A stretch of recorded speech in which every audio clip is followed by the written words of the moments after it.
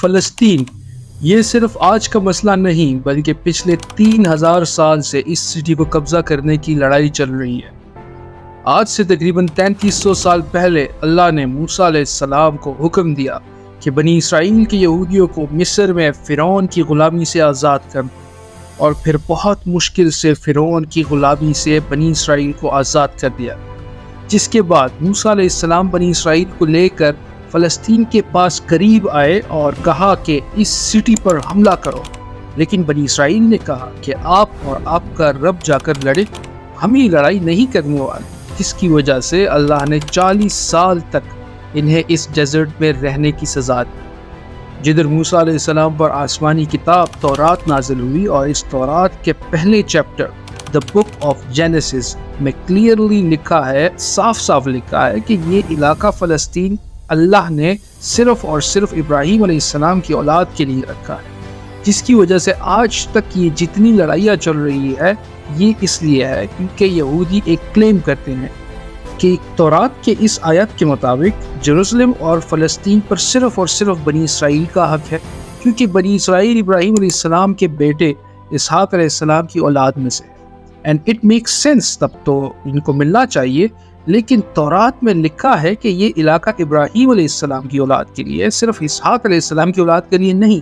ابراہیم علیہ السلام کے ایک نہیں بلکہ ایکچولی 2 بیٹے تھے، اسحاق علیہ السلام اور اسماعیل علیہ السلام۔ اسحاق علیہ السلام واز دی فادر آف بنی اسرائیل، اسماعیل علیہ السلام کو عربوں کا فادر سمجھا جاتا ہے، اور یہ بات صرف ہم نہیں، ایون یہودی بھی اس بات کو مانتے ہیں ان کی کتاب تورات کے مطابق۔ فلسطین کے قریب موسیٰ علیہ السلام کے ساتھ 40 سال ڈیزرٹ میں رہنے کے بعد آخر بنی اسرائیل نے جوشوا کی لیڈرشپ میں فلسطین کو فتح کر دیا، لیکن کچھ ہی عرصے بعد یہ سٹی ان کے ہاتھ سے دوبارہ نکل گئی، اور پھر اگلے 300 سال تک بنی اسرائیل یہ سٹی دوبارہ حاصل نہیں کر سکے۔ لیکن 300 سال بعد بنی اسرائیل نے داؤد علیہ السلام کی لیڈرشپ میں اس سٹی جروسلم کو دوبارہ فتح کر لیا، اور ان کے بیٹے سلیمان علیہ السلام نے یہاں پہلی دفعہ اللہ کی عبادت کے لیے ایک مسجد، ایک ٹیمپل بنایا۔ سلیمان علیہ السلام کے بعد یہودیوں نے فلسطین اور جروسلم پر 400 سال تک حکومت کی، لیکن 400 سال بعد بابل عراق میں ایک بہت ہی طاقتور امپائر بن چکی تھی، جس کے بادشاہ بخت نصر نے اپنی امپائر کو بڑھانے کے لیے فلسطین پر حملہ کر دیا اور جروسلم کو تباہ کر دیا، اور اس کے اندر ہزاروں یہودیوں کو شہید بھی کیا، اور اس ٹیمپل کو بھی تباہ کر دیا جو سلیمان علیہ السلام نے بنایا تھا، اور جتنے یہودی زندہ بچ گئے ان ساروں کو غلام بنا کر اپنے کیپٹل بابل عراق لے گیا، اور 70 سال تک یہودی عراق کی غلامی کرتے رہے۔ لیکن 70 سال بعد عراق پر ایران کے ایک بہت ہی نیک بادشاہ سائرس دی گریٹ نے حملہ کر دیا، جسے ہم ذوالقرنین کے نام سے جانتے ہیں۔ سائرس دی گریٹ نے اس حکومت کو فتح کر لیا، اور یہاں جتنے بھی یہودی تھے ان ساروں کو واپس فلسطین بھیجا، اور انہیں فنڈز بھی دیے کہ واپس جا کر سلیمان علیہ السلام کے ٹیمپل کو دوبارہ بنا دو جو اس سے پہلے تباہ کر دیا گیا تھا۔ جس کے بعد یہودیوں نے پھر سے فلسطین پر 400 سال تک حکومت کی، لیکن پھر ان پر ایک ایسی حکومت نے حملہ کیا جنہوں نے سارے یہودیوں کو یہاں سے 600 سال تک باہر نکال دیا، دی گریٹ رومن ایمپائر،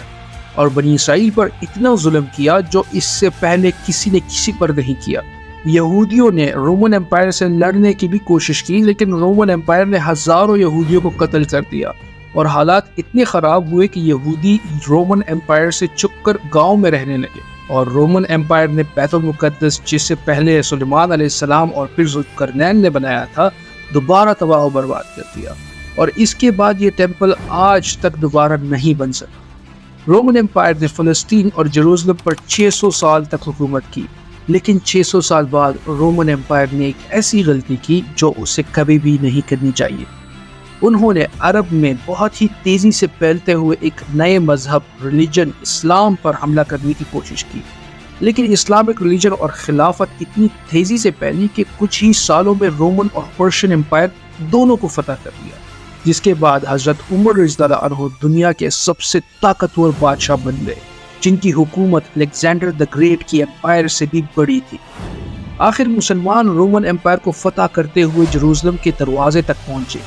رسول اللہ صلی اللہ علیہ وسلم نے پہلے ہی کہہ دیا تھا کہ مسلمان ایک دن جیروسلم ضرور فتح کریں۔ اب مسلمانوں کے پاس دو آپشنز تھی، یا تو جیروسلم کو اسی طرح تباہ کیا جائے جو اس سے پہلے باقی بادشاہوں نے کیا،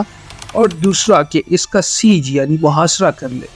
آخر 6 مہینے تک اس کا محاصرہ کرنے کے بعد جیروسلم کے گورنر سفرونیس نے کہا کہ میں جیروسلم صرف ایک ہی شرط پہ مسلمانوں کے حوالے کروں گا کہ مسلمانوں کا بادشاہ عمر رضی اللہ عنہ خود آ کر مجھ سے ملے۔ تو خالد بن ولید رضی اللہ عنہ نے سوچا کہ اب مسلمانوں کے امیر المومنین کو کیوں ڈسٹرب کیا جائے، تو وہ خود عمر بن کر سفرونیس سے ملنے گئے، کیونکہ خالد بن ولید رضی اللہ عنہ کی اپیرنس بالکل حضرت عمر رضی اللہ عنہ سے ملتی جلتی تھی، اور دونوں کی ہائٹ بھی بالکل سیم تھی، آلموسٹ 7 فیٹ۔ لیکن وہاں ایک شخص تھا جو حضرت عمر رضی اللہ عنہ سے پہلے بھی مل چکا تھا، تو انہوں نے کہا کہ یہ حضرت عمر نہیں ہو سکتا۔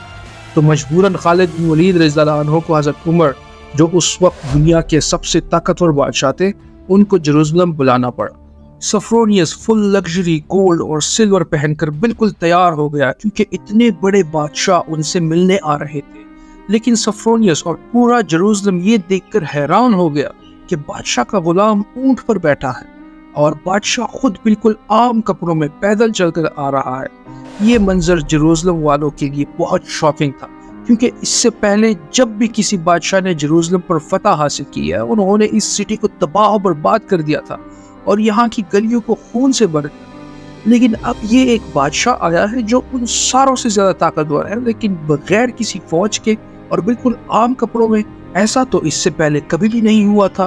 حضرت عمر نے سارے ریلیجنز کو آزادی دی اور بغیر کوئی خون بہائے سفرونیس نے جیروسلم کو حضرت عمر کے حوالے کر دیا۔ لیکن انہوں نے ایک شرط یہ بھی رکھی تھی کہ مسلمان یہودیوں کو جیروسلم آنے کی اجازت نہیں دیں گے، لیکن حضرت عمر نے ان کی یہ شرط نہیں مانی اور یہودیوں کو بھی بیت المقدس آنے کی اجازت دی، اور اس طرح پہلی دفعہ جیروسلم ابراہیم علیہ السلام کے بیٹے اسماعیل علیہ السلام کی اولاد کے پاس آیا۔ اس کے بعد آلموسٹ 350 سال تک مسلم، کرسچینز اور یہودی جیروسلم میں بالکل پیس اور امن کے ساتھ رہے۔ لیکن پھر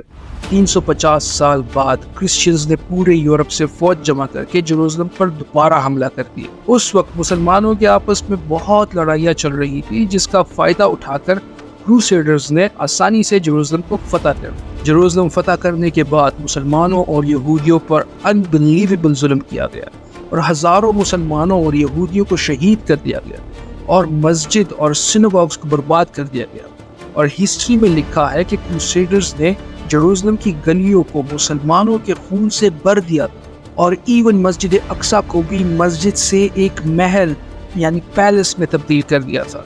یہودیوں کی عورتیں اور بچوں نے اپنی جان بچانے کے لیے اپنے آپ کو سینگاگز میں چھپا لیا، لیکن کروسیڈرز نے ان ساری بلڈنگز کو آگ لگا دی اور ان کے بچوں اور عورتوں کو زندہ جلا دیا۔ اور یہ سب صرف ہم نہیں کہہ رہے، بلکہ یہ اوتھینٹک ہسٹری کا حصہ ہے جسے یورپ بھی مانتی۔ اس کے بعد ان کروسیڈرز نے جیروسلم پر آلموسٹ 90 ایئرز تک حکومت کی، لیکن پھر 90 سال بعد مسلمانوں کے ایک بہت بڑے بادشاہ سلطان صلاح الدین ایوبی نے پوری مسلم دنیا سے فوج جمع کر کے جیروسلم کو دوبارہ کرسچنز سے چھین کر فتح کر، اور اس وقت ساری کرسچنز کا یہ خیال تھا کہ اب صلاح الدین ہم سے اسی طرح بدلہ لے گا جس طرح ہم نے لاکھوں مسلمانوں کو شہید کیا تھا۔ لیکن صلاح الدین ایوبی نے بالکل حضرت عمر کی طرح سارے کرسچنز کو معاف کیا۔ ایون کرسچنز بھی اس وقت اس بات پر حیران ہوئے اور صلاح الدین سے پوچھا بھی کہ جب ہم نے فتح کیا تو ہم نے ہر مسلمان کو قتل کر دیا تھا، لیکن سلطان صلاح الدین ایوبی نے انہیں کہا کہ میں ان کی طرح نہیں، میں صلاح الدین ایوبی نے ان سارے ریلیجنز کو دوبارہ آزادی دی اور مسجد اقصی جو محل کی شکل میں تبدیل کر دیا گیا تھا اسے دوبارہ مسجد بنایا اور ادھر پہلی نماز ادا کی۔ جیروسلم کو جب بھی کسی بادشاہ نے فتح کیا ہمیشہ ادھر بہت خون بہایا گیا ہے، سوائے مسلمانوں جنہوں نے ہمیشہ بالکل پیس اور امن کے ساتھ اس سٹی کو فتح کیا۔ صلاح الدین ایوبی کے بعد ایک بار پھر سارے ابراہیمی ریلیجنز جیروسلم میں بالکل پیس اور امن کے ساتھ 800 سال تک رہے۔ 800 سال، لیکن 800 سال بعد اور آج سے 100 سال پہلے جب جیروسلم پر آٹومن امپائر کی حکومت تھی تو ورلڈ وار 1 کے بعد عربوں نے برٹش کے ساتھ مل کر عثمانیہ خلافت کو ہمیشہ کے لیے ختم کر دیا۔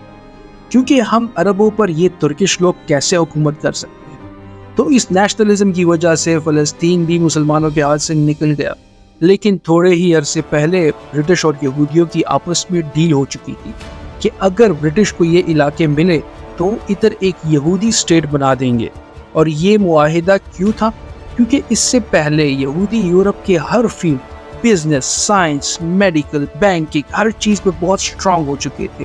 جس کی وجہ سے یہودی یورپ کے سب سے طاقتور اور رچ کمیونٹی بن گئے۔ تو ان کی سپورٹ حاصل کرنا برٹش کے لیے سب سے زیادہ ضروری تھا، اور پچھلے 1800 سال سے یہودیوں کے پاس اپنا کوئی بھی ملک نہیں تھا۔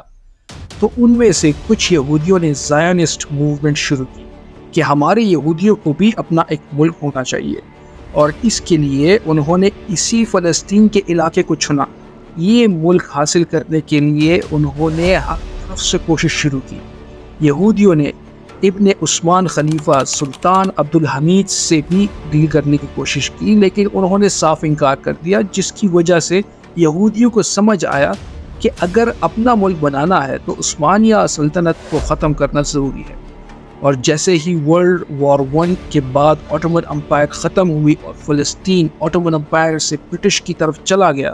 تو یہودی پوری دنیا سے اسی سیکرٹ پلان کے تحت فلسطین شفٹ ہونا شروع ہو گئے، اور فلسطین کے مسلمانوں سے زمینیں ڈبل ایون ٹرپل پرائس پر خریدنے لگے، کیونکہ پیسہ تو ان کے پاس بہت تھا۔ برٹش امپائر نے بھی بلفور ڈکلیریشن میں یہودیوں کی ایک الگ اسٹیٹ ہونے کو سپورٹ کیا، تاکہ ورلڈ وارز میں یہودیوں کا سپورٹ اور پیسہ دونوں حاصل کر سکے۔ اور اسپیشلی ورلڈ وار 2 کے بعد یورپ میں ہٹلر کے یہودیوں پر ظلم کے بعد یہودی اور بھی زیادہ پوری دنیا سے فلسطین میں جمع ہونے لگے، اور فلسطین میں آہستہ آہستہ لڑائیاں بڑھنے لگیں، جس کی وجہ سے UN نے ایک فیصلہ سنایا کہ فلسطین کے 3 حصے کیے جائیں گے، ایک حصہ فلسطین، دوسرا حصہ اسرائیل، اور تیسرا جروزلم، جو ان دونوں میں سے کسی کا بھی نہیں ہوگا، بلکہ یہاں UN کی حکومت ہوگی، اور اس میں سب ریلیجنز کو آزادی ہوگی، جس پر عرب ممالک نے اس فیصلے کی سخت مخالفت کی، اور اسرائیل کے آزاد ہونے کے صرف ایک دن بعد اسرائیل پر ہر طرف سے حملہ کر دیا۔ ایجپٹ، جارڈن، سیریا، تینوں کی فوج ایک ساتھ اسرائیل میں داخل ہوئی، لیکن بہت ہی بے شرمی سے عرب ممالک یہ جنگ ہار گئے، اور ایک ایسے ملک سے ہارے جو ان سے سائز میں بہت چھوٹا، اور جو اس جنگ میں صرف ایک دن پہلے آزاد ہوا تھا۔ اس ہار کی وجہ سے جو پلان UN نے اس جنگ سے پہلے بتایا تھا، اس کا صرف 40% علاقہ فلسطینینز نے فتح کر لیا، اور جروزلم کی آدھی سٹی کو بھی فتح کر لیا تھا۔ اسرائیل اکیلے یہ جنگ نہیں لڑ رہا تھا، بلکہ اس کے ساتھ پوری دنیا کا سپورٹ بھی حاصل تھا۔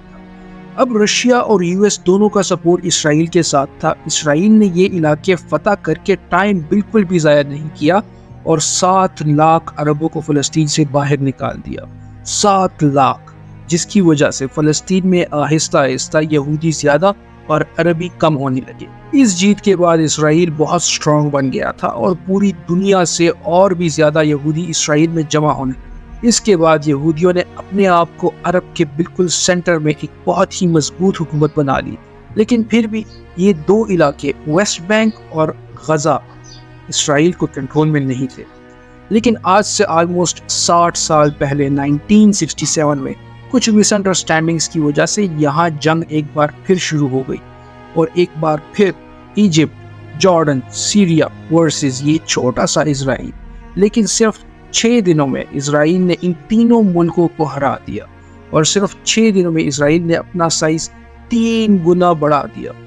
عرب ممالک دوبارہ اپنے سے ایک بہت ہی چھوٹے ملک سے بہت ہی بری طرح ہار گئے۔ عرب ممالک کے 2 دفعہ اسرائیل سے ہارنے کے بعد ان کی عوام اپنے نیشنلسٹ حکمران کے خلاف ہو گئی، اور نیشنلزم قوم کو چھوڑ کر ایک نئی سوچ کی طرف بڑھنے لگی۔ دا مسلم بردرہڈ، اخوان المسلمین، جو مصر کے ایک اسکول ٹیچر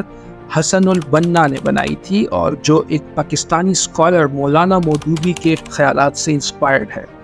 اس سے پہلے عرب مسلمان ان کا عرب میں صرف مذاق ہی اڑایا کرتے تھے، لیکن اس ہار کے بعد اخوان المسلمین نے عرب عوام سے کہا کہ یہ جنگ عرب کے مسلمان نہیں، بلکہ یہ نیشنلسٹ ہارے جو صرف نام کے مسلمان ہیں اور ان کا کوئی سٹیٹس نہیں۔ جس کے بعد عرب کی عوام اس نئی سوچ مسلم بردرہڈ کی طرف آنے لگے۔ حماس بھی اس اخوان المسلمین سے انسپائرڈ ایک گروپ ہے، لیکن اخوان المسلمین وائلنس کے خلاف ہے۔ اس جیت کے بعد اسرائیل نے ویسٹ بینک، غزہ اور جروزلم سب پر قبضہ کر لیا، اور آج تک یہ سارے علاقے اسرائیل سے دوبارہ کوئی بھی نہیں چھین سکا۔ السلام علیکم۔